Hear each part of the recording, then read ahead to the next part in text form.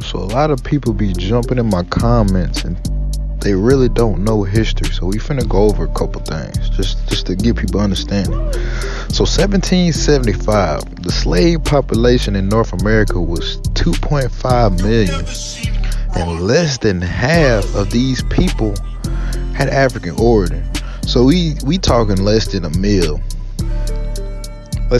people at 1775.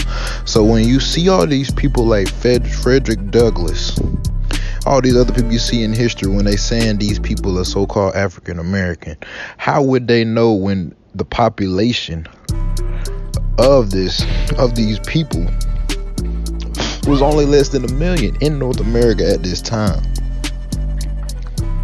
So alright, and then another thing that people don't realize, the transatlantic slave trade was abolished in 1807, and really earlier than that. You can, in some documents you can find it in the 1700s. 1796 is the earliest I've seen it, but main Google search, most stuff gonna tell you 1807. So you couldn't go get slaves from anywhere else. So where did all these people come from? How did the population get, tremendously go up? What's happening out here? Where they getting these slaves from? And so do some more recon.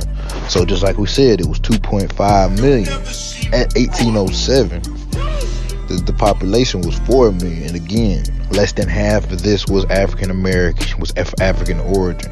So we saying at 1807, when you couldn't go get no more African slaves, maybe about 2 million were actually African origin, and we're not even sure about that, but we're gonna give them that. So this is another thing I want people to understand. So when people doing their genealogy and they tracking their granddaddy and all this, and we're going back into the 1800s, we're going back to 1700s, there's no way we can be African. Point blank period, there's no way. And then another thing I want to tap on before I get out of here is they didn't start making these large ships, and these boats could contain 300, 400, 500 people plus the ship crew. These early ships in the 1400s, at most they could carry 150 men plus the cargo, and you had a weight limit.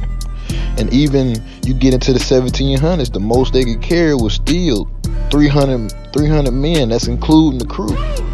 Only into the late 1800s where you get these big ships where you could board 500 people at a time.